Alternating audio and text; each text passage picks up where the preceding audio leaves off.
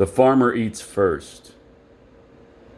Awoken by the sound of his own silence in a still moonlit bedroom, the palest light filters through an old sheer curtain hanging over a tall window.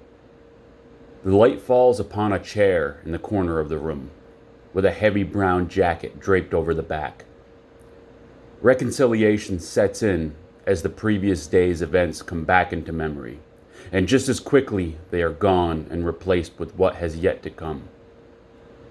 His foot reaches for the floor as the other follows, standing quickly, 2 gray wool socks and bare ankles.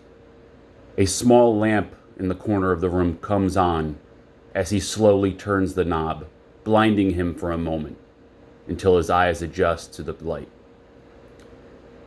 A pause before getting dressed to look at his reflection. There isn't a sound to be heard. This time of day, it would be easy to believe that you were the only person alive, or at least the only one who's awake. He knows all too well that he is not the only one alive, and that the farm is full of livestock, waiting eagerly in the predawn hours to be fed, to have their hay cleaned, have their pens raked. They wait silently, only moving when necessary, to brush off a fly or stretch out their legs from under them while they are resting in the hay. This has been a long-standing routine the animals know well. They wait for the first sign of him, the sound of footsteps, a door opening, clanking of buckets, or the sound of feed, a light that he carries. Any one of these signs begins the day officially for the animals.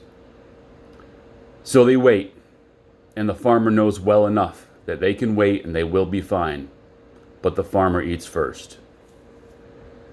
The coffee pot trickles and bubbles as the frying pan comes to full heat.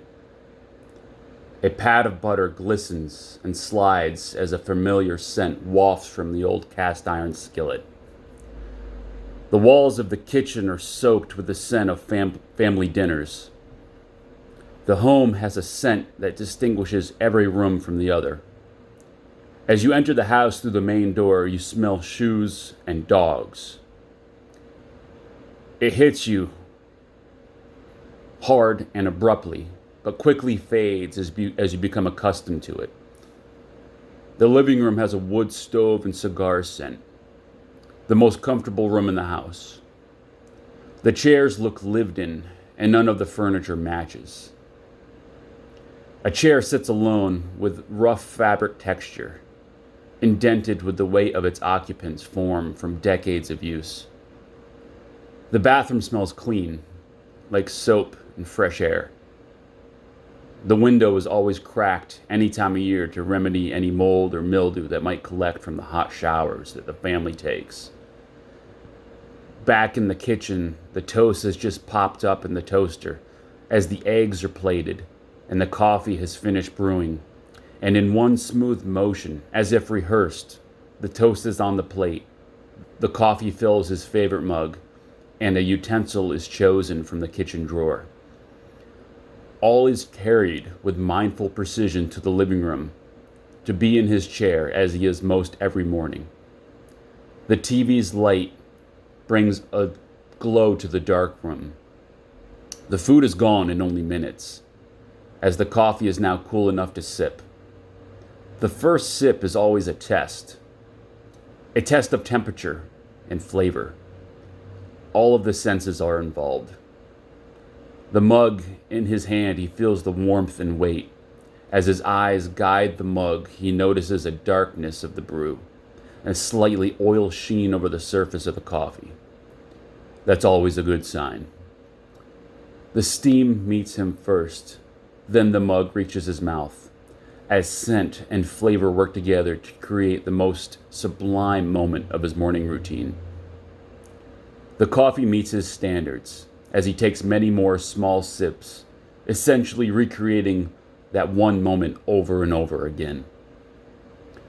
No time for a second cup. The farm is waiting, as the distant eastern horizon begins to show the very first sign of the approaching dawn. The porch light comes on, and the front door opens wide as the two farm cats, Mo and Babe, cry and howl, jumping over one another, nearly tripping the farmer.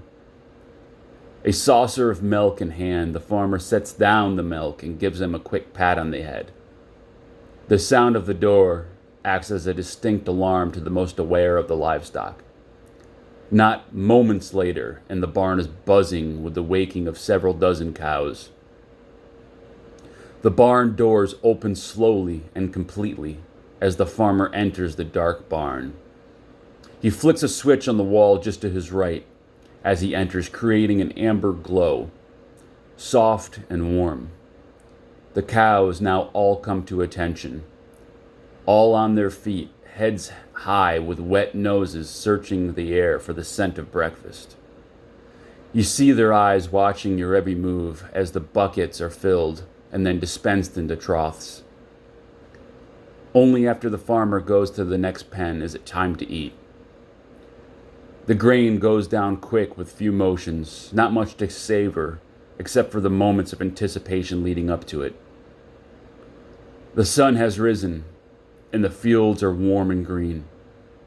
Cows now leave the barn to graze in the endless acres under the bluest sky. Life goes on this way until the end of time.